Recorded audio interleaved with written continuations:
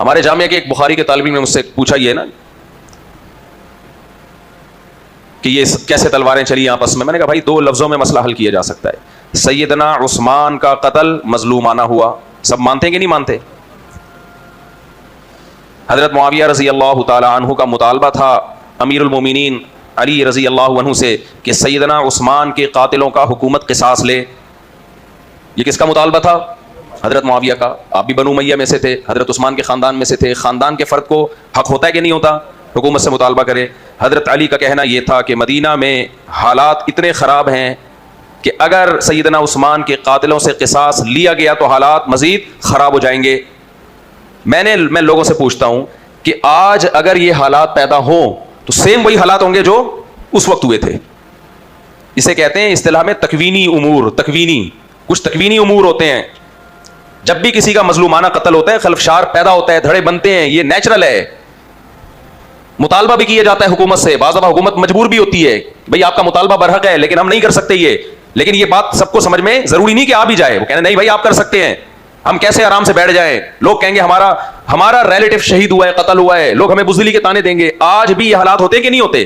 یہ تکوینی چیز ہے. تکوینی کا مطلب ہوتا ہے جب کسی چیز کے کوئی سبب پایا جائے تو مسبب لازمی ہوگا, اس پہ نتیجہ وہی نکلے گا جو اس دور میں نکلا تھا. جب بھی کوئی یہ کہا کرے نا کہ سیدنا علی اور حضرت معاویہ کی لڑائی یہ ذاتی بغض کی بیس پہ تھی معاذ اللہ, تو اسے کہا کرو کہ آج اگر یہ ہو جائے اور دونوں طرف نیک لوگ ہوں تو کیا ان میں اختلاف ہوگا کہ نہیں ہوگا؟ سیم حالات اگر آج ہو جائیں, کوئی بڑے عہدے پہ کوئی شخص ہو, اس کا مظلومانہ قتل ہو جائے اور حکومت قاتلوں سے قصاص نہ لے رہی ہو, حکومت مجبور ہو, کیا ہر شخص یہ مجبوری مان لے گا یا وہ دباؤ ڈالنا چھوڑ دے گا؟ اگر وہ دباؤ ڈالنا چھوڑتا ہے اس کے اپنے ریلیٹو اس کو چھوڑ دیں گے. تو یہ وہی اختلاف تھا جو بالکل جب بھی ایسے کسی کنٹری میں حالات پیدا ہوں گے اس کا رزلٹ یہی نکلے گا. سازش اسی کو تو کہتے ہیں جو خوارج کی سازش تھی کہ سیاسی اختلافات میں لڑانا, تو وہ سازش میں کامیاب ہوئے. لیکن اللہ نے یہ سہرا حضرت حسن رضی اللہ تعالیٰ عنہ کو دیا کہ وہ حضرت معاویہ کے ہاتھ پہ بیعت کر کے اس اختلاف کو ختم کیا. بعض دفعہ بھائیوں میں بھی لڑائی ہوتی ہے. قرآن کہتا ہے وَإِن طَائِفَتَانِ مِنَ الْمُؤْمِنِينَ اقْتَتَلُوا فَأَصْلِحُوا بَيْنَهُمَا, اگر مسلمانوں کی دو جماعتیں آپس میں لڑ پڑیں تو دونوں کے درمیان صلح کراؤ. اس سے پتہ چلتا ہے دونوں طرف مسلمان ہو کے بھی لڑائی ہو سکتی ہے, دونوں طرف بزرگ ہو کے. یہاں مسلمان سے کامل مسلمان مراد ہیں, اس دور کے مسلمان مراد ہیں. آج بھی ہم دیکھتے ہیں بزرگوں میں آپس میں غلط فہمیاں ہو جاتی ہیں, نیک لوگوں میں غلط فہمیاں ہو جاتی ہیں جس کی بیس پہ لڑائی ہوتی ہے. میاں بیوی میں طلاقیں ہوتی ہیں, دونوں تہجد گزار ہوتے ہیں. تو قرآن کہہ رہا ہے اگر دو فریق مسلمانوں کے آپس میں لڑ پڑیں تو دونوں کے درمیان بولو صلح کراؤ. فَإِن بَغَتْ إِحْدَاهُمَا عَلَى الْأُخْرَى, پھر ایک اگر باغی ہے تو فَقَاتِلُوا الَّتِي تَبْغِي, تو جو باغی ہے اس کے خلاف لڑو پھر. اور آگے قرآن کہتا ہے اِنَّمَا الْمُؤْمِنُونَ إِخْوَةٌ, مسلمان آپس میں بھائی ہیں. فَأَصْلِحُوا بَيْنَ أَخَوَيْكُمْ, دونوں جماعتوں میں صلح کراؤ بھائیوں میں. تو بھائیوں کا مصداق سب سے پہلے کون ہے؟ صحابہ کرام. کیوں قرآن کہتا ہے اشداء علی الکفار رحماء بینہم, یہ آپس میں کیا ہیں؟ رحماء ہیں. تو جب وہ بھی بھائی نہیں ہیں تو میں اور آپ کس کھیت کی مولی ہو گئے بھائی؟ میرے اور آپ کے آپس میں لڑنے سے ہم میں سے کوئی منافق نہیں ہوتا. اور وہ ہستیاں اگر ان کا سیاسی اختلاف ہوا ہے, اس بیس پہ ان کی لڑائی ہوئی ہے, تو معاذ اللہ ان میں ایک فریق منافق ہو گیا. بے شرمی کی بات ہے یا نہیں ہے؟ دنیا میں یاد رکھو سب سے زیادہ امپورٹنٹ چیز پتہ ہے کیا ہے؟ شرم اور حیا اور غیرت. یہ جب ختم ہو جائے نا تو پھر انسان کسی کام کا نہیں ہے, سیدنا معاویہ, لوگ کہتے ہیں کہ یہ اہل سنت والجماعت حضرت معاویہ کے فضائل بہت بتاتے ہیں. اہل سنت والجماعت کا عقیدہ ہے کہ سیدنا علی کا مقام حضرت معاویہ سے زیادہ نہیں بلکہ بہت زیادہ ہے. پھر بھی ہم حضرت معاویہ کے فضائل اس لیے سناتے ہیں کہ تم تیروں کا نشانہ کس کو بناتے ہو؟ سیدنا معاویہ کو بناتے ہو. باقی ہمارا عقیدہ کتابوں میں لکھا ہے 2 اور 2 4 کی طرح, اس میں کوئی کنفیوژن نہیں ہے. تم برا بلا کہنا چھوڑ دو, ہم دفاع کرنا چھوڑ دیں گے. کبھی تم سیدنا عمر کو برا بلا کہتے ہو, کبھی تم سیدنا عثمان کو برا بلا کہتے ہو, بچا کیا تمہارے پاس؟ تو قرآن کے الفاظ ہے وَإِن طَائِفَتَانِ مِنَ الْمُؤْمِنِينَ اقْتَتَلُوا, مسلمانوں کی دونوں جماعتیں آپس میں لڑ پڑیں تو کیا کرواؤ ان کے درمیان؟ صلح. توجہ ہے نا آپ لوگوں کی؟ دیکھو اختلاف کی 2 قسمیں ہوتی ہیں, ایک حق اور باطل کا اختلاف اور ایک اجتہادی اختلاف. ایک اختلاف حق اور باطل کا اور ایک اجتہادی. اکثر میں نے بیانات میں ایک حدیث سنائی ہے, نبی کریم صلی اللہ علیہ وسلم نے, بخاری مسلم کی حدیث ہے, نبی کریم صلی اللہ علیہ وسلم نے صحابہ کی ایک جماعت بھیجی کہ جب تک بنو قریظہ نہ پہنچ جاؤ عصر کی نماز نہیں پڑھنا, ہے نا, صحیح حدیث ہے. راستے میں عصر کی نماز قضا ہونے لگی. بعض صحابہ نے کہا بھائی نبی نے تو فرمایا ہے کہ بنو قریظہ پہنچنے سے پہلے عصر نہیں پڑھنی ہے, لہذا ہم نہیں پڑھیں گے, نماز قضا کریں گے. دوسرے صحابہ نے کہا بھائی نبی کا مطلب یہ تھوڑی تھا کہ قضا ہی کر دو, نبی کے کوئی عالم الغیب تو نہیں ہے کہ ان کو یہ پتا ہو کہ قضا ہو جائے گی, تو احتیاطاً کہہ دیا تھا. جیسے ہم کہتے ہیں نا بھائی مقام پہ پہنچ کے نماز پڑھنا, راستے میں نہ پڑھنا. اب دونوں صحابہ کا مقصد, بھائی اوپر بچوں کو خاموش کرائیں, دونوں جماعتوں کا مقصد نبی کو فالو کرنا. حدیث سمجھنے میں دونوں کی رائے الگ الگ, دونوں اپنی اپنی فہم کے مطابق حدیث سمجھ رہے ہیں. لہذا ایک نے نماز پڑھی اور ایک نے نماز چھوڑ دی. جس نے نماز چھوڑی اس کو کوئی برا بھلا کہہ سکتا ہے اس فریق کو؟ کیوں؟ وہ سستی میں نہیں چھوڑی ہے, وہ حدیث کا مطلب ہی یہ سمجھ رہے تھے کہ بھائی چھوڑ دو. اور جنہوں نے پڑھی ان کو حدیث کے مخالف کہا جا سکتا ہے کہ بھائی نبی تو کہہ رہے ہیں کہ مت پڑھو اور یہ پڑھ رہے ہیں. وہ کہیں گے بھائی نبی تو کہہ رہے ہیں لیکن ہمارا مقصد نبی کی اتباع ہی ہے. جو قرآن ہمیں دیا وہ بھی نبی نے دیا, جس میں ہے کہ عصر کی نماز کی حفاظت کرو. اب یہ مسئلہ حل ہو سکتا ہے قیامت تک؟ نہیں ہو سکتا. لہذا یہاں اختلاف ہونا تکوینی امر ہے. تکوینی سمجھ میں آ رہا ہے کہ نہیں آ رہا؟ تکوینی کیا مطلب؟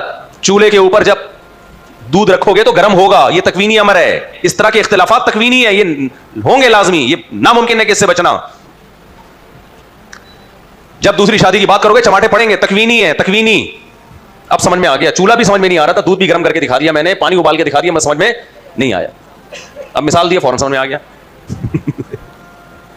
کچھ چیزیں تکوینی ہوتی ہیں میرے بھائی, یہ ہوگے رہیں گی, جب یہ ہوگا تو یہ ہوگا, قدرت کا نظام ہے.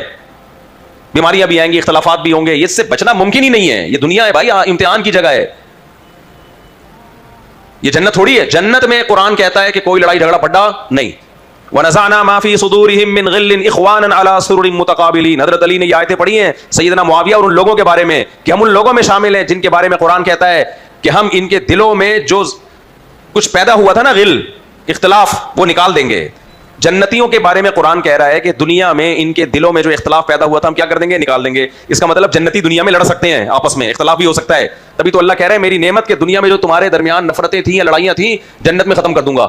تو اگر لڑنے والے سارے جہنمی ہوتے تو اللہ کہتے دنیا میں جو تمہارے درمیان اختلاف تھا تو تم سب کو جہنم میں ڈالوں گا, اختلاف تھا کیوں تمہارے درمیان؟ تو صحابہ کرام کے درمیان اگر سیاسی اختلافات ہوئے ہیں تو میں وہ حدیث پیش کی نا میں نے کہ بنو قریظہ کے بارے میں نبی نے فرمایا وہاں پہنچے بغیر عصر کی نماز مت پڑھو, تو صحابہ کے رائے میں اختلاف ہوا. اب سمجھو مجتہدین, امام ابو حنیفہ, امام شافعی, امام مالک, امام احمد بن حنبل, یہ چار مشہور مجتہد ہیں. ان کے درمیان جو اختلاف ہوتا ہے وہ بھی اسی نوعیت کا ہے. ایک حدیث کو لے رہے ہوتے ہیں, دوسری حدیث میں تعویل, دوسری اس حدیث کو لے رہے ہیں, اس حدیث میں تعویل. مقصد سب کا کیا ہوتا ہے؟ قرآن و سنت کو فالو کرنا. تو صحابہ میں بھی اختلاف ہوا ہے. صحابہ میں بعض ایسے تھے 3 رکعت وتر پڑھتے تھے, بعض ایسے تھے 1 رکعت. دونوں اپنے اپنے دلائل لیتے تھے, دونوں کے پاس اپنے اپنے دلائل تھے. کسی نے حضرت عمر کا ریفرنس دیا ایک تابعی کو کہ وہ 1 رکعت 2 رکعت کے بعد سلام پھیرتے ہیں پھر 1 رکعت الگ پڑھتے ہیں.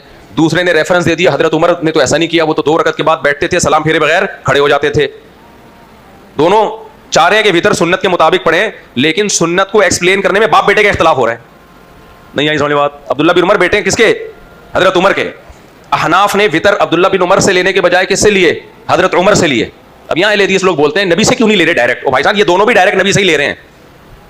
نبی سے لینے میں فہم میں دونوں کا کیا ہو رہا ہے؟ اختلاف ہو رہا ہے. اہل حدیث تو فوراً ایک جملہ کہتے ہیں نبی سے لو نا. بھائی نبی سے ہم بھی لے رہے ہیں, نبی سے آپ بھی لینے کی کوشش کر رہے ہو, لیکن وتر سے متعلق نبی کی حدیثوں کے 2 مطلب ہیں. ایک مطلب عبداللہ بن عمر نے سمجھا, ایک عمر بن خطاب نے سمجھا. احناف نے کس والے کن کی فہم کو ترجیح دے دی؟ عمر بن خطاب کی فہم کو. تو یہ فہم کا اختلاف ہوتا ہے, قرآن و سنت کا اختلاف نہیں ہوتا. تو اب سمجھو بات کو. ہمیں سیدنا علی اور معاویہ رضی اللہ عنہما کا جو اختلاف ہوا, پہلے تو اختلاف سمجھ میں آیا. اختلاف کیا تھا؟ اختلاف یہ تھا, سب کو پتہ ہے, کوئی ڈھکی چھپی بات نہیں ہے. حضرت معاویہ کی رائے یہ تھی کہ میں آپ کو اس وقت تک خلیفہ نہیں مانوں گا جب تک حضرت عثمان کے قاتلوں سے قصاص نہ لیا جائے. حضرت معاویہ معاذ اللہ نقل کفر, حکومت کے لالچ نہیں تھی. اگر ہوتی تو نہ عثمان کے خلاف آپ نے بغاوت کی رضی اللہ عنہ, نہ حضرت عمر کے خلاف, نہ حضرت ابو بکر کے خلاف. تینوں نے آپ کو عہدے دیے ہیں, تینوں نے اعتماد کیا ہے آپ پر. ایک شخص اعتماد کرے غلطی ہو سکتی ہے, دوسرے کے پہ اعتماد میں غلطی ہو سکتی ہے. تینوں بڑے بڑے خلیفہ امیر المومنین, تینوں اعتماد کر رہے ہیں کس پر؟ حضرت معاویہ پر. اور حضرت علی بھی اعتماد کر رہے ہیں. حضرت علی نے آپ سے عہدہ نہیں چھینا. حضرت علی جو حضرت معاویہ کے خلاف نکلے وہ اس بیس پہ نہیں کہ مجھے آپ کی گورنری پسند نہیں ہے, اس بیس پہ کہ عثمان کے قاتلوں سے قصاص فی الحال میرے بس میں نہیں ہے, لہذا بیعت پر مجبور کرنے کے لیے آپ بیعت ہوں. اور نہ حضرت معاویہ کا کہنا یہ تھا کہ میں آپ کو خلیفہ نہیں مانتا ہوں لیکن دباؤ ڈالنے کے لیے کہ پہلے قاتلوں کو لٹکایا جائے. اس میں کون سی ایسی راکٹ سائنس ہے بھائی جو سمجھ میں نہ آئے اور آپ صحابہ کو برا بھلا کہنا شروع کر دیں؟ آج اگر یہ ہو تو آج بھی یہی اختلاف ہوگا, کل اگر ہو تو کل بھی یہی اختلاف ہوگا. تو اب کیا ہے؟ اب سمجھو بات کو, صحابہ کے 3 جماعتیں بن گئیں, صحابہ کی 3 جماعتیں اس اختلاف میں. ایک طرف حضرت معاویہ جو شام کے امیر تھے, آپ کی رائے یہ تھی کہ بیعت نہیں ہوں گا جب تک قاتلوں سے قصاص نہ لیا جائے. دوسری جماعت سیدنا علی کی کہ تلوار کی طاقت سے بیعت پر مجبور کیا جائے. بات آ رہی ہے سمجھ میں؟ تیسری ایک جماعت صحابہ کی کہ ہم نے کسی جھگڑے میں نہیں پڑنا. یہ 3 دھڑے بن گئے, یعنی رائے کے اعتبار سے کہ ہم نے دونوں طرف چونکہ مسلمان ہیں, ہم کسی کی سائیڈ بولو نہیں ہے. ہماری نظر میں یہ تینوں صحابہ کی تینوں جماعتیں برحق تھیں.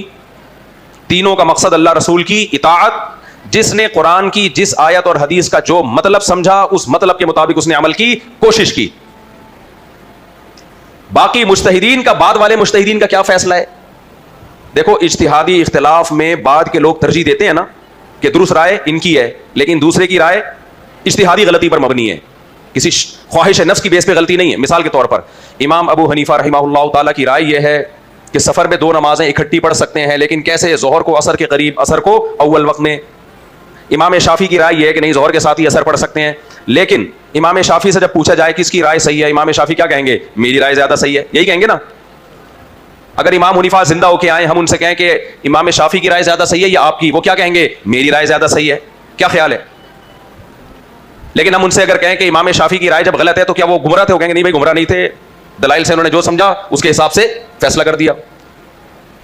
آج آپ ہم سے پوچھیں گے تو ہم دونوں میں سے یا تو ہم تقلید کا راستہ اختیار کریں گے, بھائی ہمیں کیا پتا کس کی رائے صحیح ہے, ہم نے ایک فقہ کا التزام کیا اسی پہ ہم چلیں گے بس. اور اگر محقق بننے کی کوشش کریں گے تو دونوں میں سے کسی ایک رائے کو دلائل کی دنیا میں درست ثابت کرنے کی کوشش کریں گے. کیا خیال ہے؟ دوسرے پر طنز نہیں کریں گے. تو یہ تینوں جو رائے تھی نا صحابہ کی, ایک رائے یہ تھی کہ حضرت علی تلوار کی طاقت سے حضرت معاویہ کو مجبور کریں بیعت ہونے پر, کیونکہ امیر المومنین ہے اور امیر المومنین کو تلوار اٹھانے کا رائٹ حاصل ہے.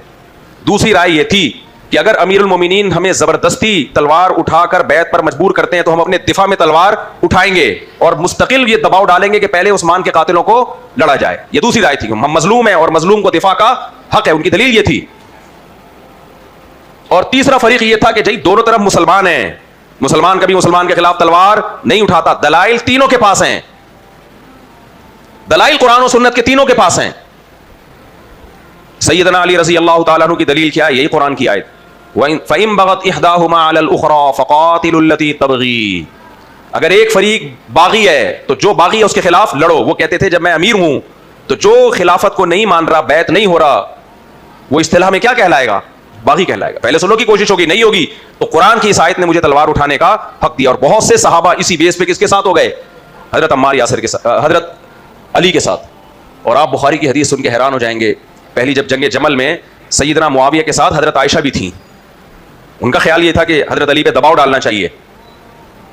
تو عمار بن یاسر رضی اللہ تعالی عنہ نے کیا تقریر کی ہے کہ ہمیں معلوم ہے کہ تمہارے ساتھ محمد صلی اللہ علیہ وسلم کی زوجہ ہیں, معلوم ہے, اور ہمیں یہ بھی پتا ہے, یعنی کس کے ساتھ تھی؟ حضرت معاویہ کے ساتھ. ہمیں معلوم ہے اس فوج میں تمہارے ساتھ کون ہے؟ سیدہ عائشہ ہیں. اور ہمیں یہ بھی معلوم ہے جیسے وہ پیغمبر کی دنیا میں بیوی ہیں آخرت میں بھی بیوی ہیں. کوئی اپنے مخالفین کو ایسے اچھے القاب سے یاد کرتا ہے؟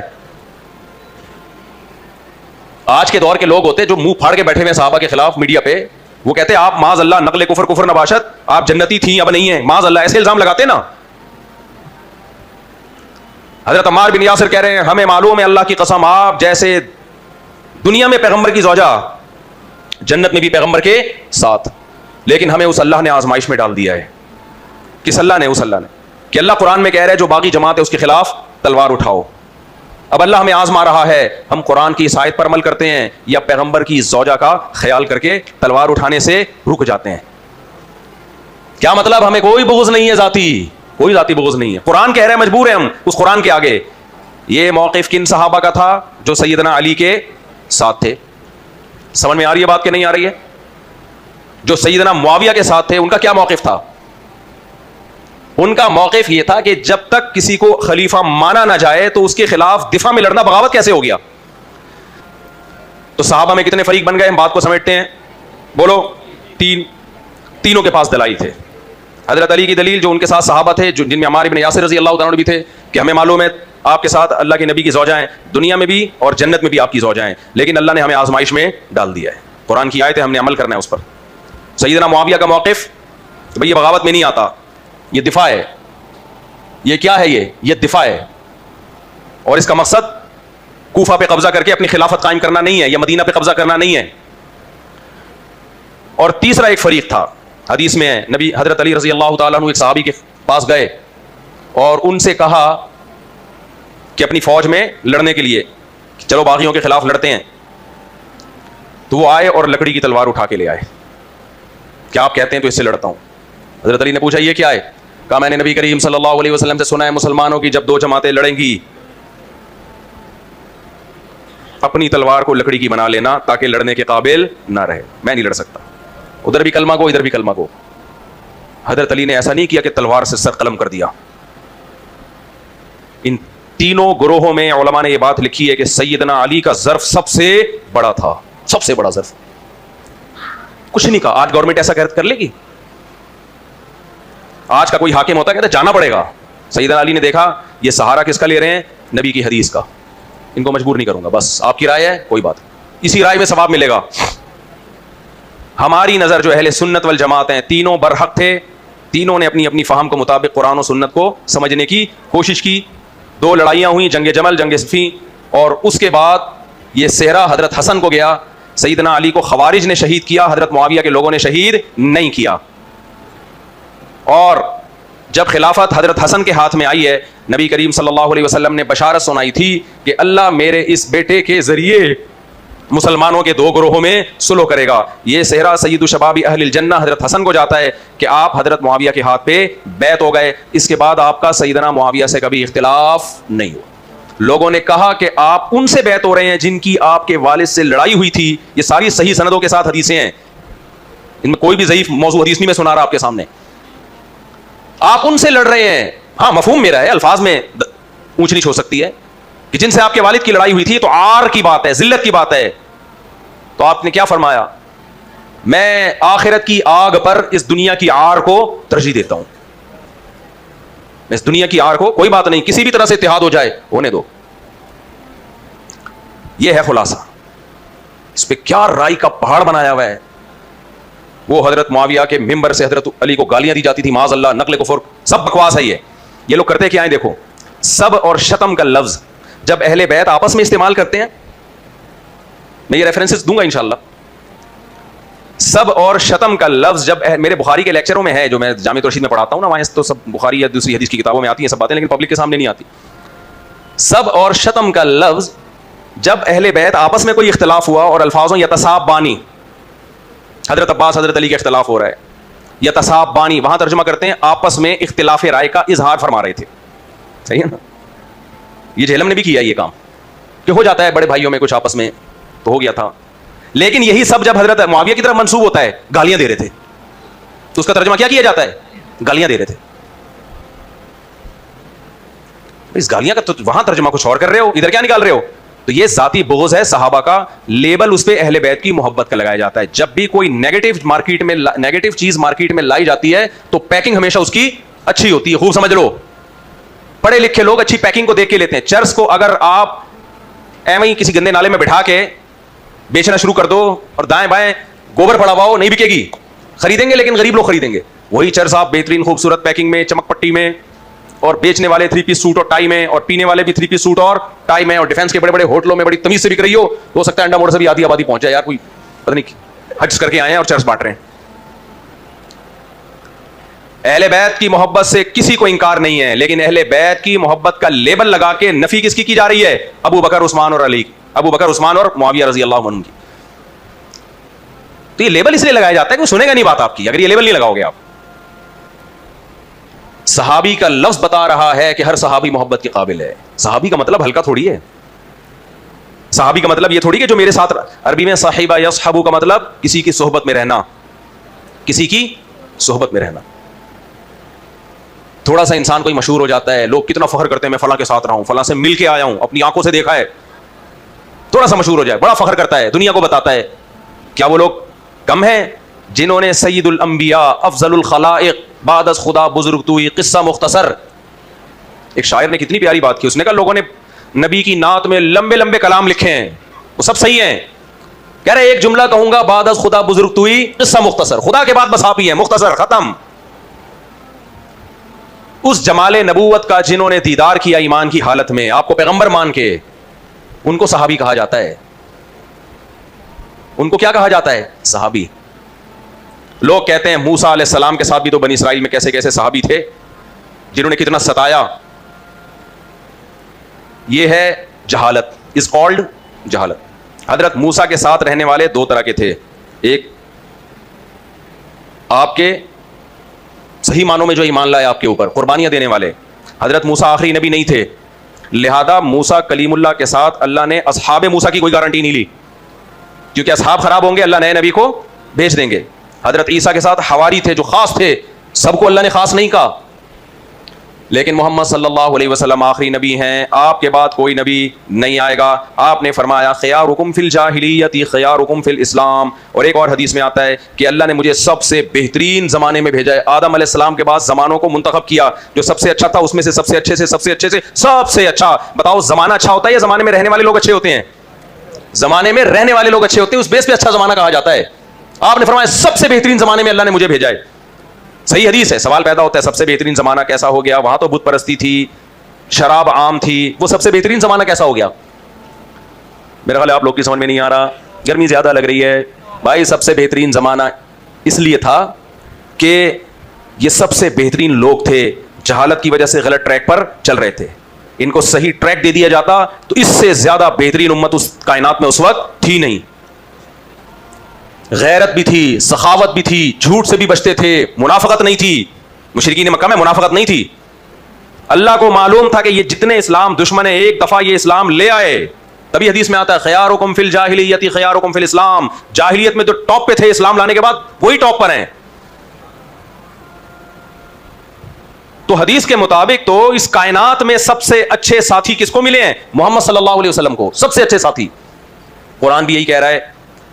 دیکھو پچھلی کتابوں میں اگلے پیغمبر کی خوشخبریاں ہوتی ہیں, پچھلی کتابوں میں اگلے پیغمبر کی خوشخبریاں, لیکن کمال کی بات یہ ہے کہ تورات اور انجیل میں اگلے پیغمبر کے ساتھ ان کے ساتھیوں کی بھی خوشخبریاں ہیں. قرآن کہتا ہے والذین معہ اشداء علی الکفار رحماء بینہم, جو محمد کے ساتھ ہیں کافروں پہ سخت, آپس میں رحم دل, غیرت اور حمیت. تراہم رکعا سجدا یبتغون فضلا من اللہ ورضوانا. اے مخاطب تو جب ان کو دیکھے گا رکوع اور سجود میں دیکھے گا, دیکھو آپ مجھے رکوع اور سجدے میں دیکھ سکتے ہیں, میں آپ کو رکوع سجدے میں دیکھ سکتا ہوں, لیکن یہ فتویٰ نہیں دے سکتے کہ میرا یہ رکوع یا میرا یہ سجدہ اخلاص پر مبنی ہے. یہ فتویٰ نہیں دے سکتے. قرآن نے صحابہ کے بارے میں یہ فتویٰ دیا. قرآن نے کہا یبتغون فضلا من اللہ ورضوانا, اے مخاطب ان کا رکوع اور سجدہ اللہ کے فضل کو تلاش کرنے کے لیے ہے, کسی مالی اور کسی جاہ کی نتیجے میں نہیں ہے. تو صحابہ کے اخلاص کی قرآن گواہی دے رہا ہے. آگے قرآن کے الفاظ ہیں ذالک مثلہم فی التوراۃ ومثلہم فی الانجیل. اللہ نے نبی کے ان ساتھیوں کا تذکرہ نبی کے ساتھ ساتھ تورات میں بھی کیا اور انجیل میں بھی کیا. جب بھی نیا نبی آتے ہیں, پرانے نبی خوشخبریاں دیتے ہیں نا, قرآن سے پتہ چلتا ہے, تو ان نئے نبی کی علامتیں بھی بتائی جاتی ہیں کہ نہیں بتائی جاتی؟ آج تک تورات اور انجیل میں ہمارے پیغمبر کی علامتیں موجود ہیں. تو علامتوں میں مختلف قسم کی علامتیں بتائی جاتی ہیں. ان علامتوں میں ایک بڑی علامت یہ بتائی گئی کہ ان کے ساتھی بڑے خاندانی ہوں گے. ان کو جو لوگ ملیں گے وہ کیا ہوں گے؟ کزرع اخرج شطأه فآزره فاستغلظ فاستوى على سوقه يعجب الزراع ليغيظ بهم الكفار. کا وہ کمزور سے طاقتور ہوتے چلے جائیں گے, کمزور سے طاقتور ہوتے چلے جائیں گے. وہ کمزور پہلے ابو بکر صدیق کی صورت میں ظاہر ہوں گے.